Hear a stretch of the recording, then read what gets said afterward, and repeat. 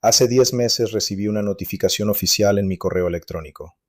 Era de Fernández Patrimonio SL, mi sociedad patrimonial. Pero déjame ir al principio, porque el verdadero momento en el que todo cambió fue cuando entré en el despacho de Óscar Palomares con una carta de dimisión en la mano. Óscar leyó la carta. Se rió. Una carcajada genuina, la cabeza echada hacia atrás, como si acabase de leer el chiste más absurdo del mundo. Y entonces, sin decir nada más, cogió la hoja, la partió por la mitad delante de mis narices y la tiró a la papelera. En un mes estarás arruinado, Tomás, me dijo mientras se recostaba en su silla de cuero negro. Sin Solaris no eres nadie. Cometería el mayor error de tu carrera. Yo simplemente saqué del bolsillo una fotocopia que había preparado minutos antes. La desplacé lentamente sobre su escritorio. Cogí su bolígrafo, ese bolígrafo Montblanc que tanto le gustaba presumir, y firmé en el mismo lugar. Ya tengo mi copia, le dije, y me fui. Eso fue hace 10 meses.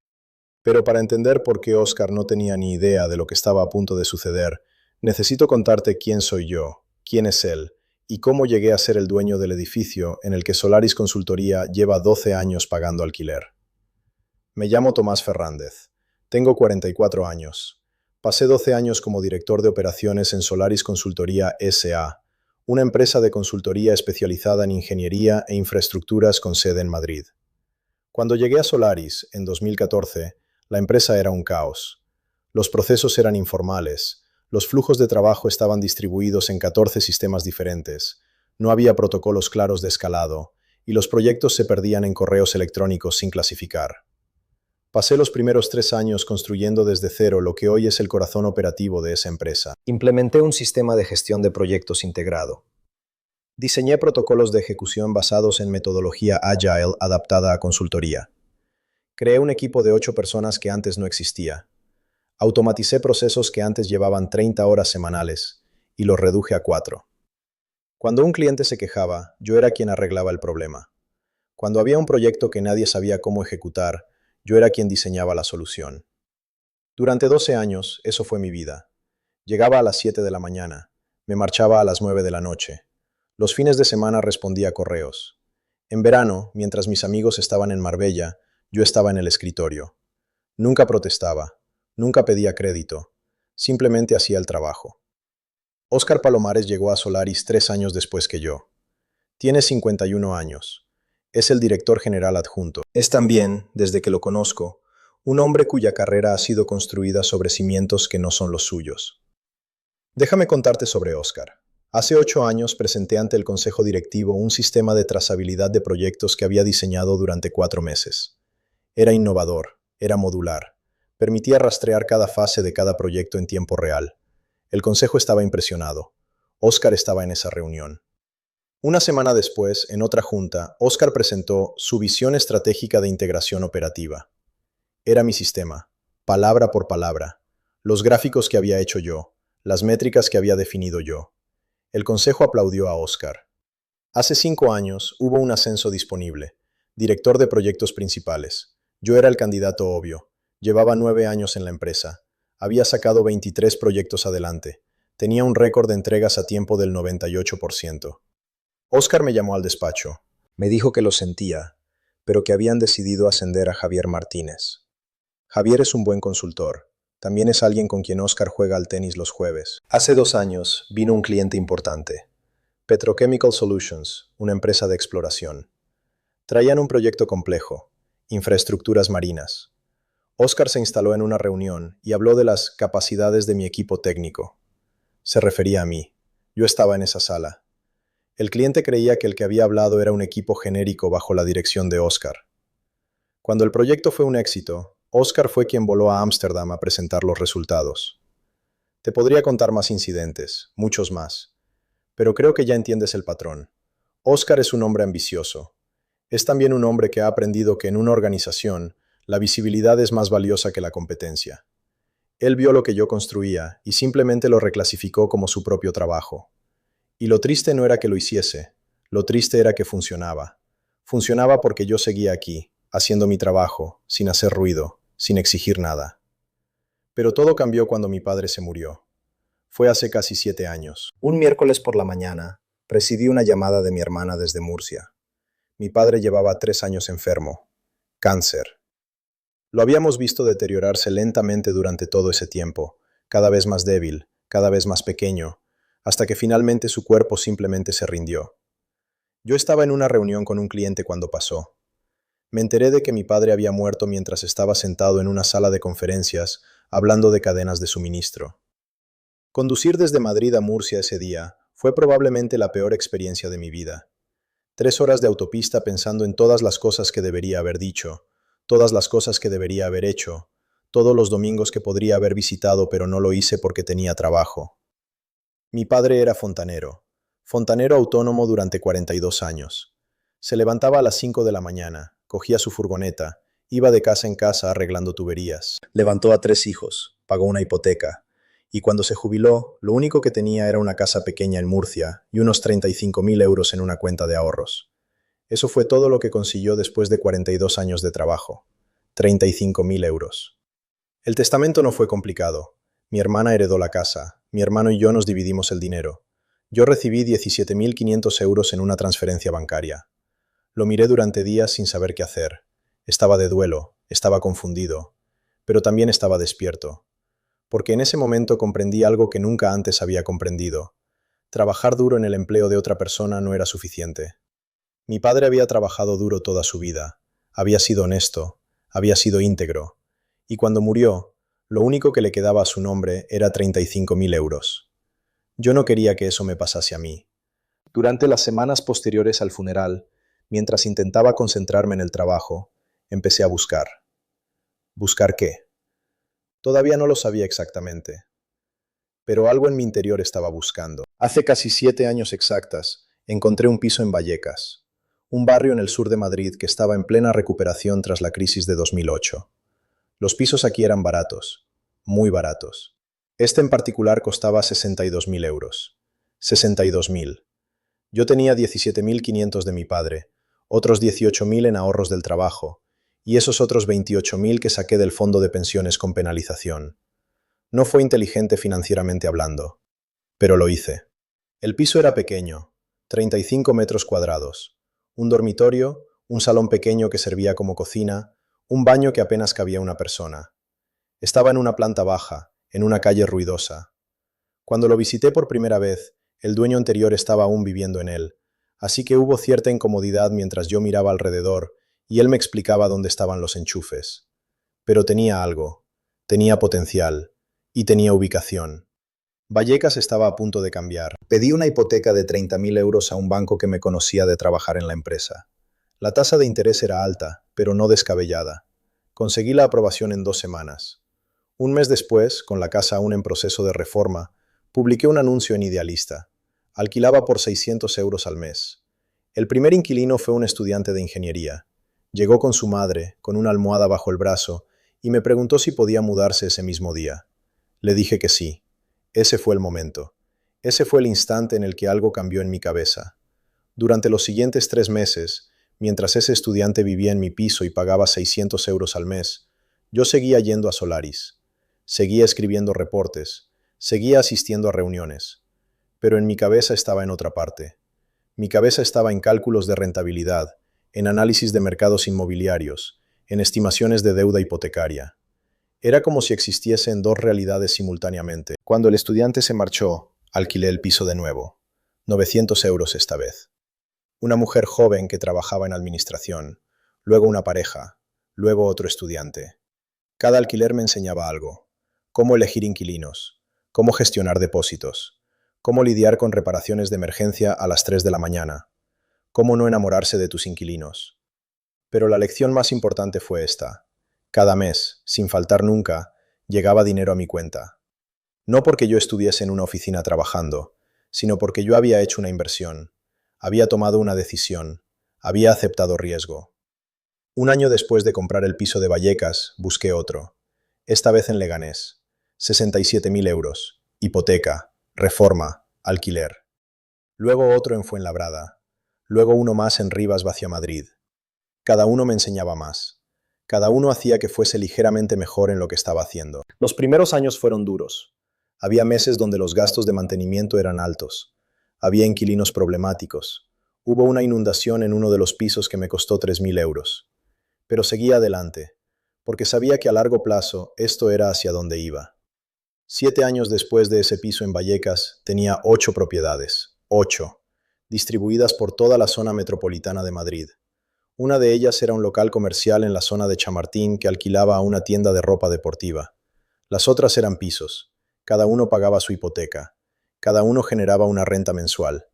En conjunto, esas propiedades estaban valoradas en más de 2.600.000 euros. 2.600.000 euros. Yo gestiono todo esto a través de una sociedad limitada que creé en 2019, Ferrandes Patrimonio SL. Desde el punto de vista legal, no soy el propietario de esos inmuebles. La sociedad lo es. Esto tiene implicaciones fiscales. Tiene implicaciones en cuanto a responsabilidad civil. Pero también tiene una ventaja.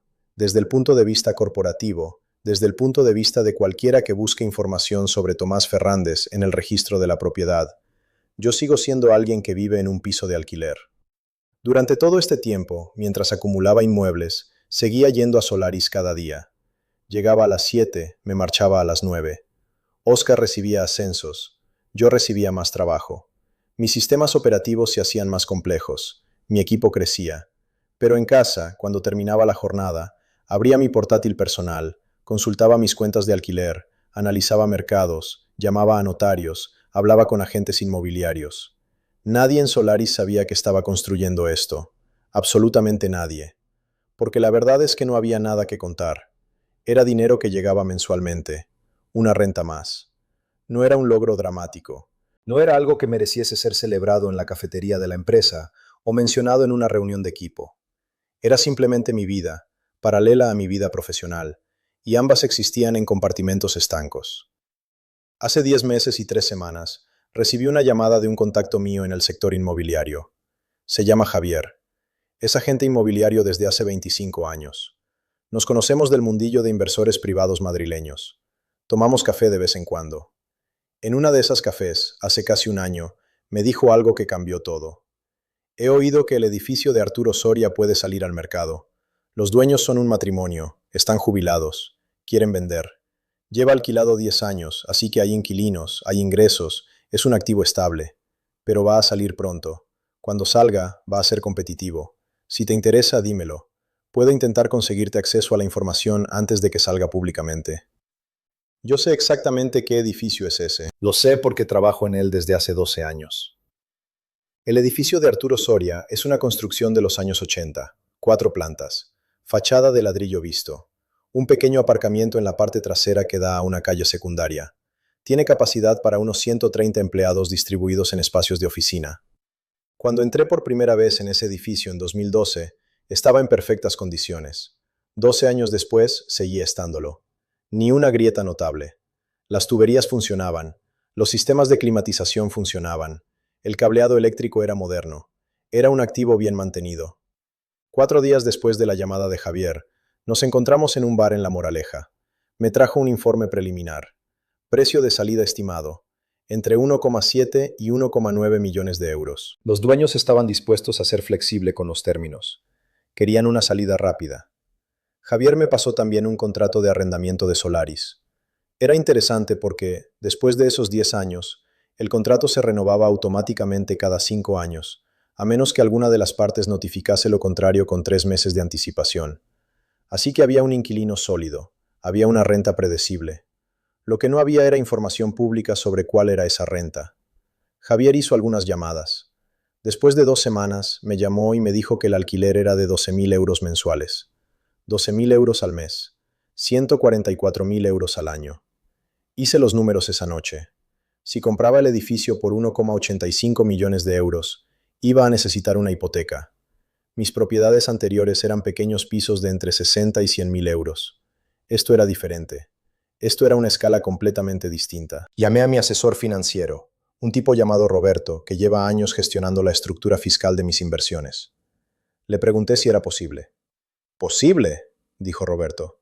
«Claro que es posible. Tienes un historial de pagos impecable.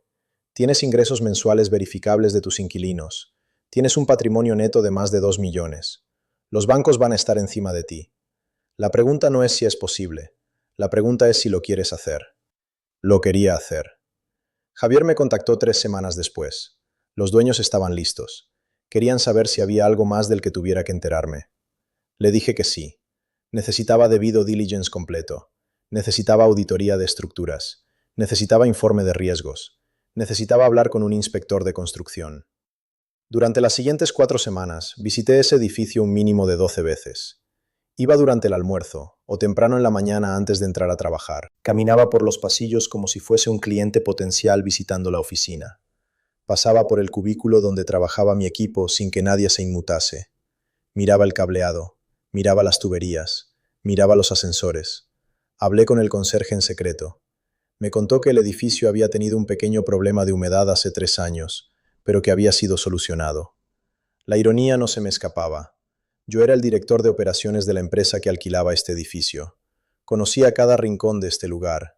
Conocía dónde estaban todas las tomas de corriente. Conocía exactamente cuántas personas comían en la cafetería cada día. Y nadie sabía que estaba midiendo exactamente cuánto valía. Una tarde, visité el edificio con un inspector de construcción. Fingí que era mi hermano, que buscaba oficinas para una consultoría pequeña. El inspector hizo un informe exhaustivo. Conclusión. El edificio estaba en condiciones muy por encima de lo normal para una construcción de más de 30 años. Las estructuras eran sólidas, no había asbestos, no había mold. Era una adquisición segura. El precio se negoció. Javier fue quien negoció en mi nombre. Los dueños querían 1,9 millones. Yo ofrecí 1,8. Terminamos en 1,85. El dinero fue transferido desde una cuenta corporativa de Ferrandes Patrimonio S.L. directamente a los dueños. Esto fue hace exactamente 10 meses. La firma ante notario fue en un despacho en la calle Goya. Fue a las 4 de la tarde. Yo no asistí. No podía. Sería demasiado arriesgado. Roberto asistió en mi nombre, como representante legal de la sociedad. Me envió una fotografía del documento firmado al teléfono. Yo estaba en el escritorio de mi despacho en Solaris cuando recibí esa fotografía. Eso fue el momento en el que cambió. En el momento en el que recibí esa fotografía, yo había pasado de ser director de operaciones de una empresa que alquilaba un edificio a ser el propietario del edificio en el que yo mismo trabajaba. Nadie lo sabía. El cambio de propiedad fue registrado ante notario. Fue registrado en el registro de la propiedad. Fue registrado en los sistemas del consistorio. Pero nadie en Solaris lo sabía. El lunes siguiente volví al trabajo como siempre. Llegué a las 7 de la mañana. El guardián de seguridad me saludó. Bajé la puerta de mi despacho. Encendí el ordenador. Pasé los primeros 15 minutos respondiendo correos, como hacía cada lunes. Y luego, simplemente, me detuve y miré alrededor. Estaba sentado en mi despacho, en un edificio que yo acababa de comprar, que yo poseía. El despacho seguía siendo el mismo. La silla seguía siendo la misma. El escritorio seguía siendo el mismo. Pero algo fundamental había cambiado. A partir de ese momento, durante 3 meses, viví una doble vida. Por el día, era Tomás Ferrandes, director de operaciones de Solaris. Iba a reuniones, supervisaba proyectos, hablaba con clientes, discutía estrategia con Óscar.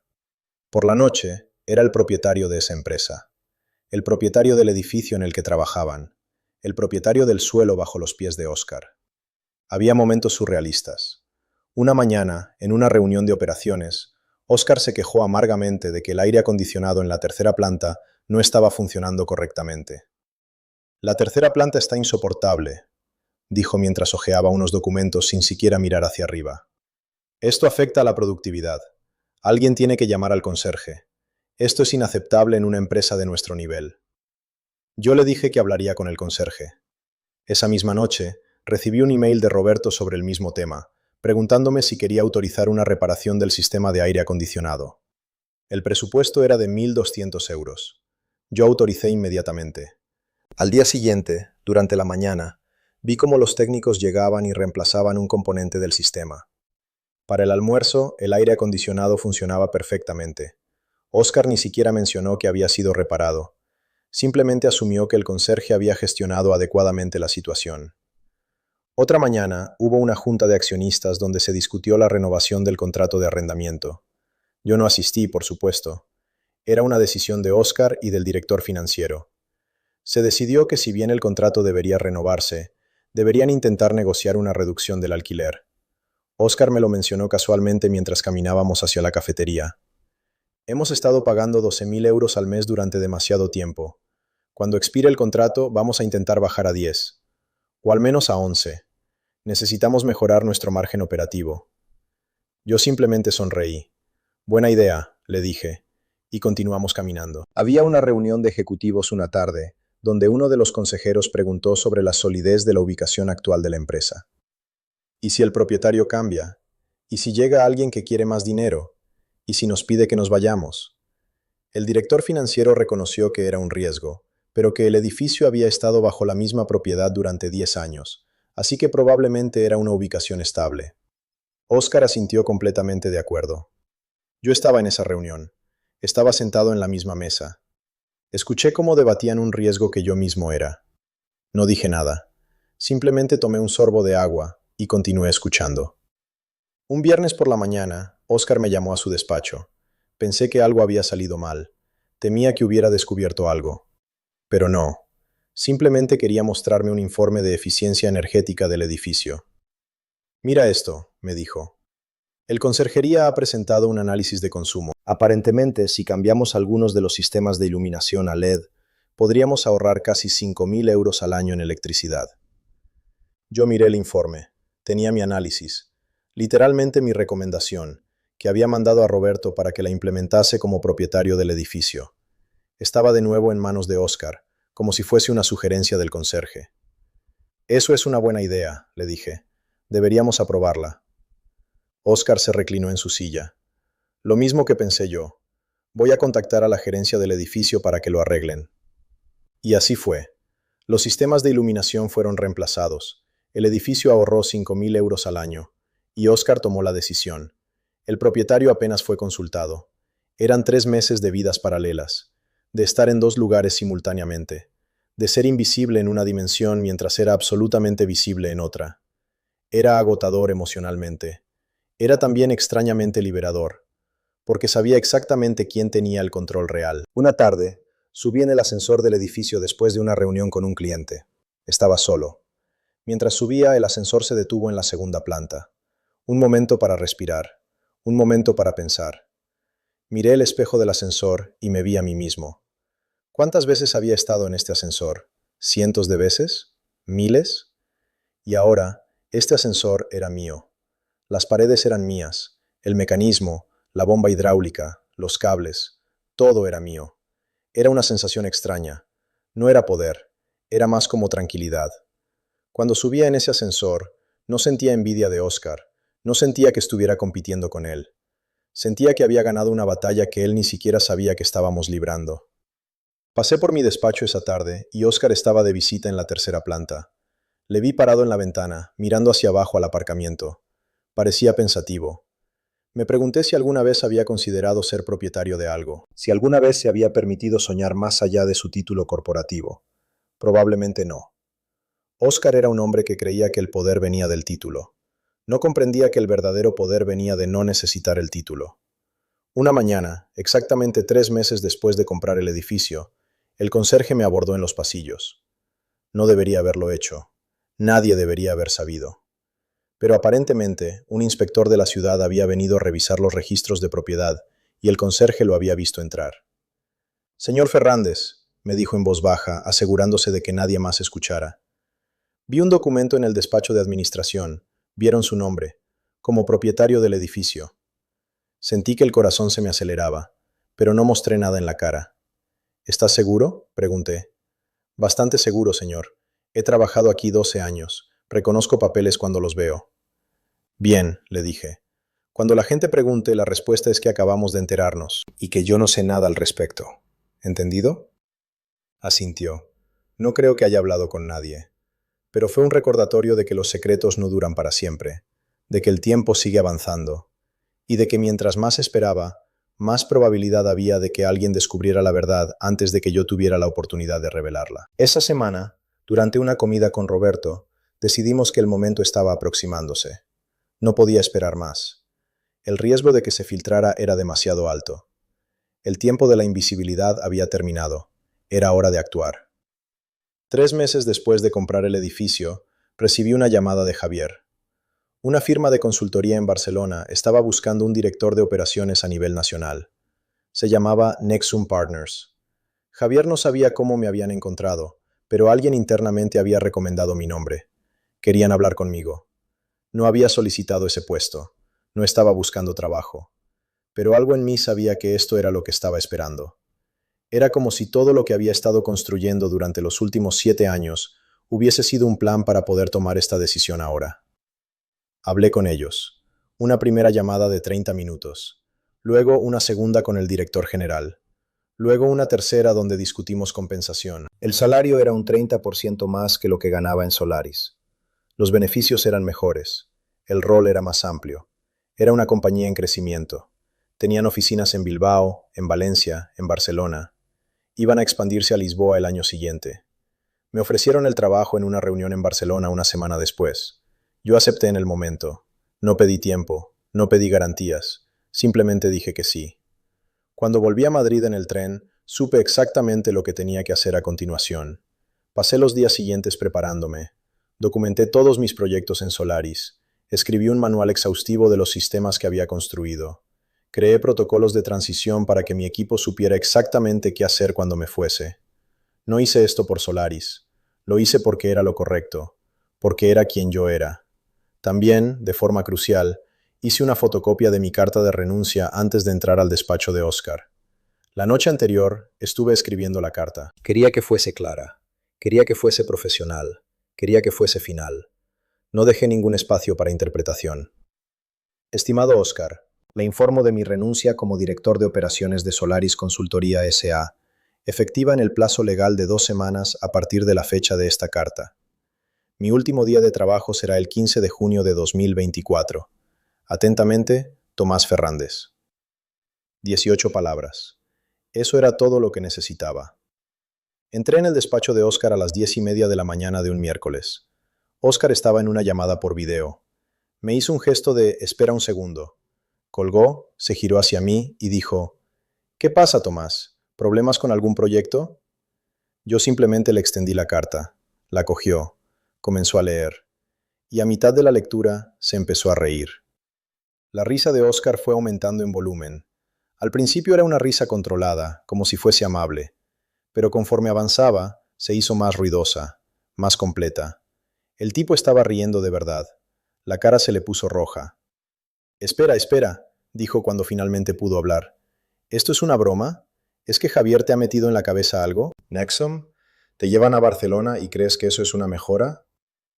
Yo no dije nada, solo lo miré. «Mira, Tomás», continuó, aún sonriendo, «en un mes estarás arruinado. Sin Solaris, sin este puesto, sin esta infraestructura, no eres nada. Cometería el mayor error de tu carrera. Y lo peor es que yo no puedo evitarlo. No puedo impedir que lo hagas». Y entonces, sin que yo hiciera nada, sin que yo le dijera nada que le diera la razón para hacerlo, cogió mi carta de renuncia, la levantó frente a su cara y la rompió por la mitad. Luego la soltó. Los pedazos cayeron sobre su escritorio, algunos cayeron al suelo. Yo no moví un músculo. Simplemente introduje la mano en mi bolsillo y saqué la fotocopia que había hecho esa misma mañana. La desplacé lentamente sobre su escritorio, cruzando los 2 pedazos de papel rasgado. Cogí su bolígrafo Montblanc, el que siempre presumía de que era un regalo de su padre. Firmé en el mismo lugar donde había firmado en el original. Luego dejé el bolígrafo sobre la mesa. «Ya tengo mi copia», le dije en voz baja. Salí del despacho sin esperar respuesta. Mientras cruzaba la puerta, pude ver a través de los cristales que rodeaban su despacho que algunos compañeros me estaban mirando. Supongo que la risa de Óscar había sido lo bastante alta como para que se preguntasen qué estaba pasando. No lo supe hasta después, pero el enfado de Óscar fue explosivo. Llamó al director de Recursos Humanos. Demandó una reunión inmediata. Aparentemente le gritó durante 20 minutos. Exigió que bloqueara mi acceso al edificio. Exigió que confiscara mi ordenador. Exigió que me escoltasen fuera del edificio de inmediato. Lo que Óscar no sabía era que yo había avisado a Recursos Humanos la noche anterior. Les había contado que iba a renunciar. Les había pedido que no confirmaran nada con él hasta que yo lo hubiese hecho en persona. Y les había dado instrucciones claras. Si Óscar llamaba pidiendo que me escoltasen fuera, que simplemente me dijesen que estaban procesando mi salida de forma ordenada, pero que durante mi periodo de preaviso de 2 semanas continuaría teniendo acceso completo a mis sistemas, a mi despacho y a los espacios de la empresa. Lo cual es exactamente lo que sucedió. Los últimos 14 días en Solaris fueron extraños. Oscar prácticamente no me hablaba. Pasaba por mi despacho y me ignoraba. Crecieron los rumores. Alguien dijo que me había echado. Alguien más dijo que me iba a un competidor. Alguien comentó que Oscar me había gritado. Mis compañeros directos me preguntaban si era verdad. Yo simplemente les daba las noticias de forma tranquila. Me voy a Barcelona, me va bien. Espero que os vaya bien a vosotros también. Mi último día fue un viernes. Vacié mi escritorio. Tenía un ordenador personal, algunos libros, un par de fotografías. Todo cabe en una caja. 12 años de trabajo en una caja. Firmé una serie de documentos de salida. Me tomé una fotografía en la recepción. Mi último acto como director de operaciones de Solaris fue dejar mis credenciales de acceso en la recepción. Conducía hacia mi apartamento cuando recibí un mensaje de Roberto. Todo listo. Ferrandes Patrimonio SL ha preparado la notificación. Cuando quieras, se envía. Esperé hasta el lunes, hasta que estuviese bien establecido en Barcelona, hasta que tuviese mi primer día en Nexum. Y entonces, desde mi nuevo despacho en una planta 32 de un edificio de oficinas moderno en el barrio de Sarriá de Barcelona, abrí mi correo electrónico corporativo de Ferrandes Patrimonio SL y escribí un email a la dirección de correo legal de Solaris Consultoría S.A. El email estaba dirigido al director general y al director financiero, no a Oscar. Era una notificación oficial, formal, con membrete de la sociedad. Decía esto: Estimados, Ferrandes Patrimonio S.L., como propietaria del inmueble ubicado en Arturo Soria 45, 28029 Madrid, les comunica mediante este escrito que el contrato de arrendamiento actualmente vigente no será renovado en los mismos términos económicos. El contrato actual vence en 20 días naturales. Ferrandes Patrimonio S.L. se complace en ofrecerles un nuevo contrato de arrendamiento con los siguientes términos. Duración: 5 años. Renta mensual: 70.400 euros. Entrada en vigor: 1 de julio de 2024. La renta anterior de 12.000 euros mensuales se consideraba históricamente baja para un inmueble de estas características en esta zona. La nueva cifra refleja los valores actuales de mercado y el potencial de revalorización del espacio. Si desean continuar operando en el inmueble, deberán confirmar su aceptación antes del 30 de junio de 2024. Quedo a su disposición para cualquier aclaración. Atentamente, Tomás Ferrandes, administrador de Ferrandes Patrimonio S.L. Aquel email fue enviado el lunes a las 8 de la mañana desde Barcelona. Lo que sucedió a continuación fue caótico. Oscar recibió el email. Lo leyó. Posiblemente lo leyó 2 veces. Posiblemente lo leyó 3 veces, en caso de que no hubiese comprendido bien lo que estaba ocurriendo. El director general de Solaris no sabía quién era Tomás Ferrandes. ¿Por qué iba a saberlo? Yo nunca fui presentado como propietario de nada. Fue Oscar quien recibió la notificación inicial del cambio de propiedad meses antes. Fue Oscar quien la leyó y decidió que era un trámite administrativo menor y no pasó la información hacia arriba. Fue Oscar quien simplemente archivó la documentación. Y ahora, a través de ese email, Oscar tuvo que explicar que el propietario del edificio era su antiguo director de operaciones, que acababa de renunciar, hace una semana. Por lo que, probablemente, esto no era una coincidencia. No estaba en la sala, así que puedo imaginar la conversación, pero me la corroboraron 3 personas después. Oscar fue llamado a la oficina del director general. Le mostraron el email, le preguntaron: ¿quién es Tomás Ferrandes? Oscar tuvo que explicar quién era yo. Tuvo que contar que había renunciado. Tuvo que reconocer que yo era nuevamente el propietario del edificio. Todo en ese orden. Todo con la implicación obvia. Él había ignorado una notificación de cambio de propiedad, había tratado a su mejor ejecutivo como un recurso anónimo y en el proceso había dejado a la empresa sin un plan B. El martes por la mañana mi teléfono sonó. Era Oscar. ¿Tomás?, preguntó. Soy yo, contesté. ¿Eras tú todo este tiempo? Su voz era diferente. No era la voz de la arrogancia que conocía. Era la voz de alguien cuyo mundo acababa de desmoronarse en el lapso de 24 horas. Sí, Oscar, fui yo. ¿Cuándo lo compraste? Hace 10 meses. Había silencio al otro lado de la línea. Imagino que estaba procesando esto. 10 meses. Mientras trabajaba para Solaris, mientras se burlaba de mí, mientras me ignoraba, mientras asumía que dependía completamente de él para validación profesional. Yo estaba comprando el edificio en el que él trabajaba. ¿Por qué no me lo dijiste?, preguntó finalmente. No se me ocurrió que fuese relevante, le contesté. ¿Relevante? Tomás, estamos hablando de un incremento del 45%. No podemos permitírnoslo. Vamos a tener que cerrar. Lo siento, le dije, y era verdad, lo sentía, pero también era exactamente lo que merecía. Sin embargo, esos son los nuevos términos. Si Solaris puede permitirse continuar aquí, entonces continúa. Si no, tendremos que encontrar otro inquilino. Oscar intentó negociar. Su voz cambió. La arrogancia desapareció. Ahora era la voz de alguien suplicando. Habló de relación de largo plazo y de comprensión mutua. Mencionó que llevaba 12 años en el edificio, que habían construido relaciones, que esto era contraproducente para ambas partes. Sugirió un aumento gradual, quizás empezar con 14.000, subiendo a 16 en 2 años, y luego a 17 al final del contrato. Tomás, dijo su voz temblando un poco, entiendo que quieres hacer un punto, pero esto puede destruir la empresa. Hay 130 personas trabajando en ese edificio, hay proyectos activos, hay clientes que dependen de nosotros. ¿Realmente quieres que todo eso caiga porque yo rompí una carta? Era la primera vez en toda mi vida en Solaris que Oscar reconocía que me había hecho daño. Era la primera vez que admitía que había una acción, una reacción. No fue una disculpa, pero fue algo. No se trata de la carta, le dije, y era verdad. Se trata de años de trabajar en la sombra mientras tú tomabas el crédito. Se trata de un ascenso que debería haber sido mío. Se trata de estar invisible mientras tú eras visible. Cuando rompiste esa carta, sabías exactamente lo que hacías. Sabías que yo tendría opciones. Simplemente no sabías qué opciones tenía. Hubo silencio al otro lado. Luego preguntó, con la voz más pequeña que nunca le había oído. ¿Qué puedo hacer para arreglarlo? No puedes arreglarlo, Oscar. Es demasiado tarde para eso. Colgué. Pero esa llamada no fue el fin. Oscar continuó intentándolo.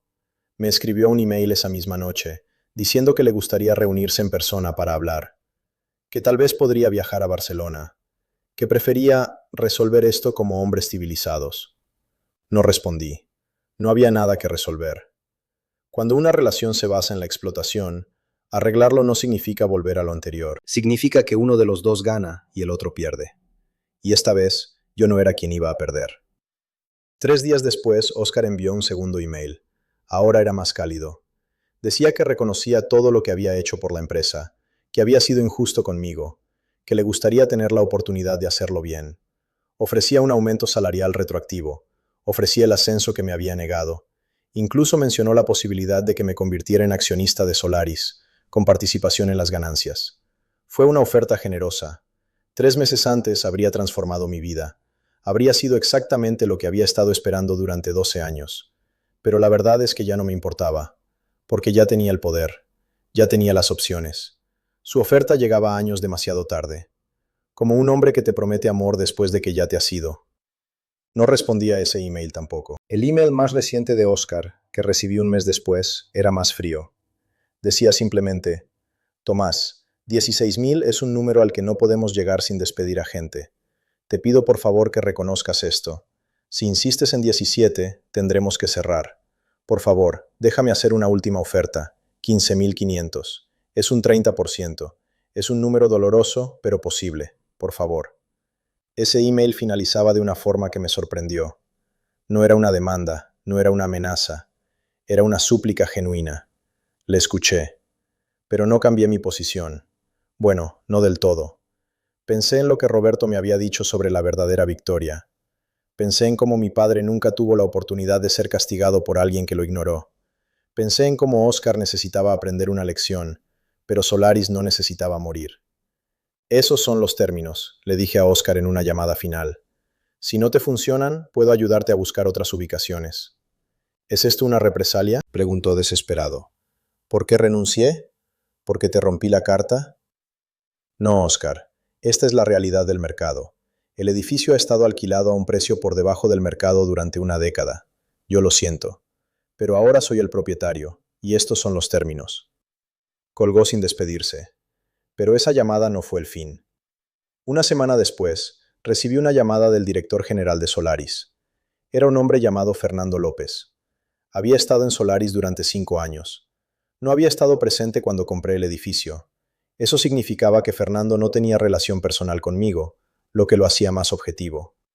Fernando fue más diplomático que Óscar. Comenzó diciendo que reconocía mi posición como propietario, que respetaba mi decisión empresarial. Pero también expuso la realidad. Un aumento del 45% era imposible de absorber en el presupuesto actual. Iba a obligar a despidos. Iba a comprometer proyectos. Potencialmente, podría llevar a Solaris a un estado de insolvencia. ¿Hay algún espacio para la negociación?, preguntó Fernando. Estuve a punto de ser duro.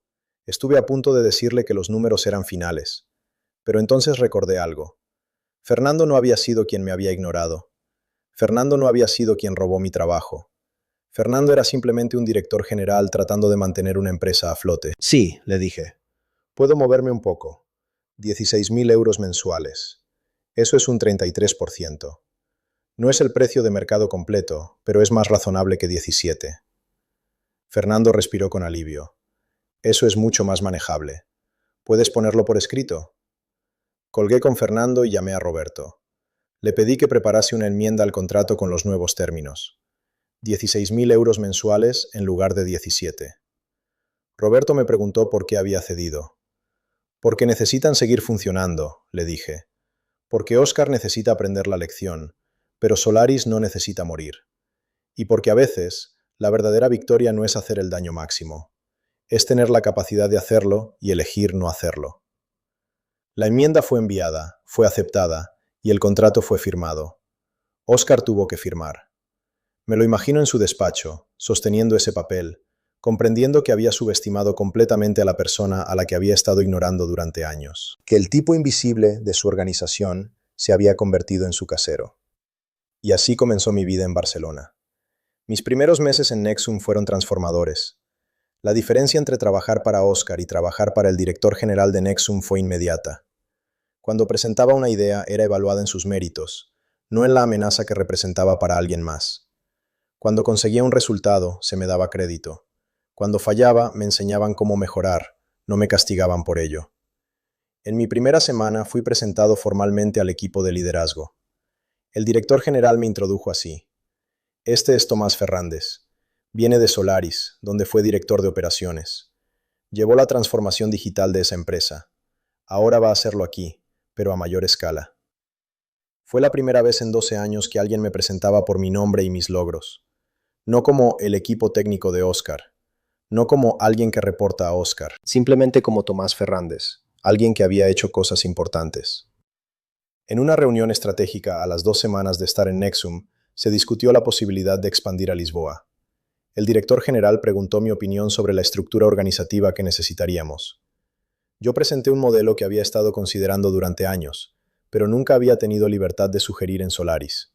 Era innovador, era escalable. Incluía métricas claras para medir éxito.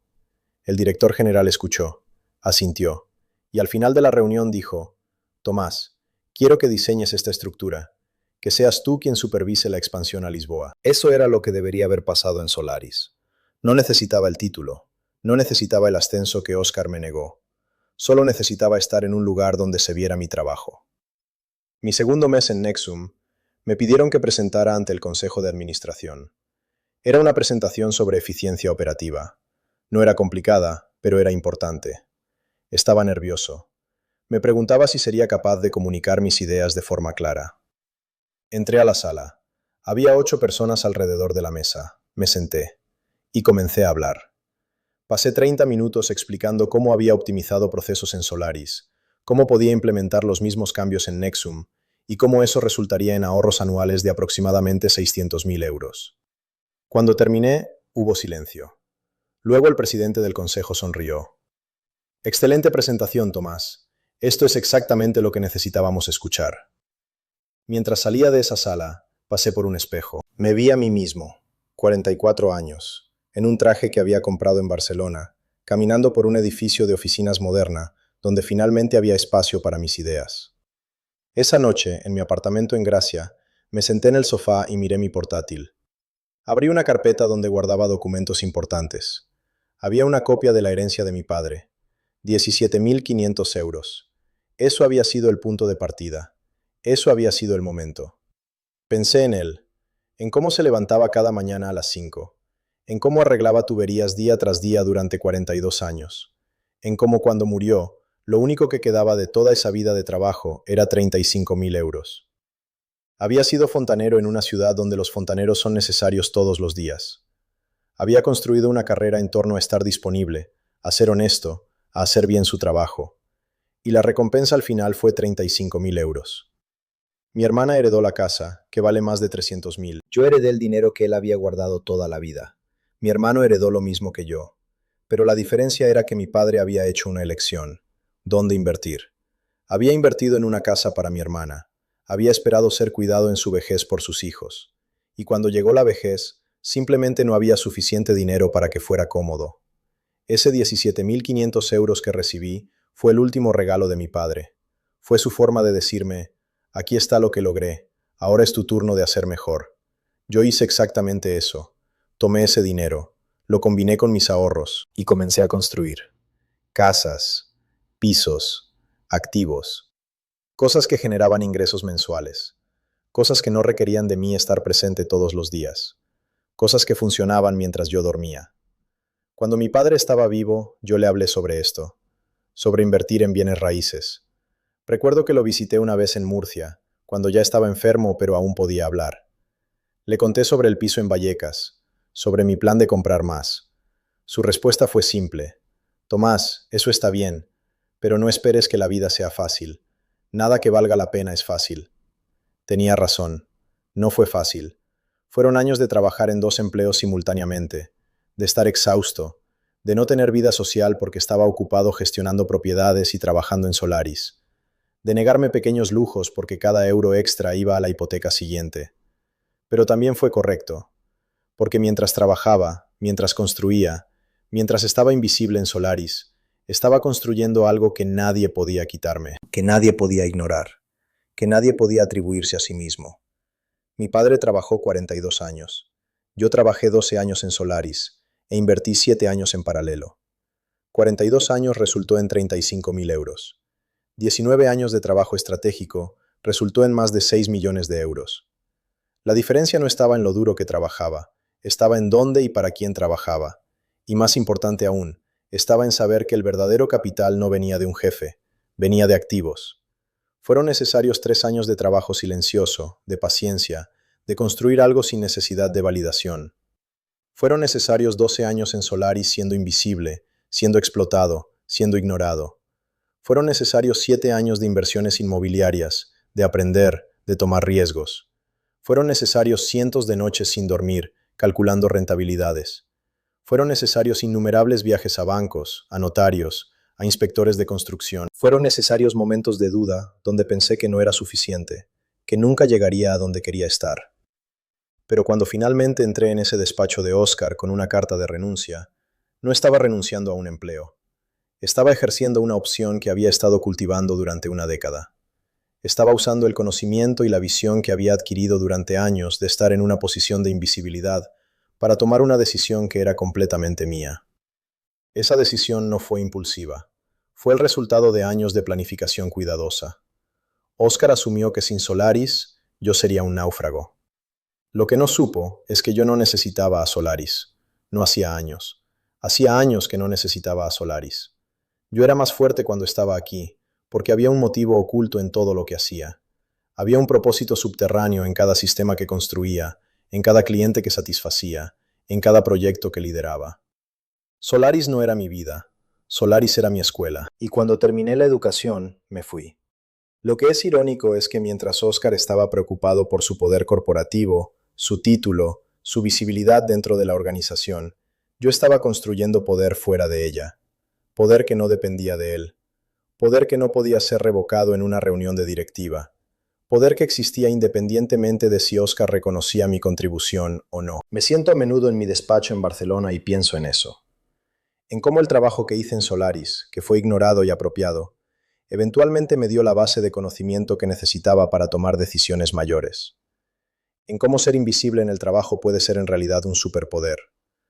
Cuando nadie te ve, nadie te vigila. Cuando nadie te ve, tienes total libertad para construir en paralelo.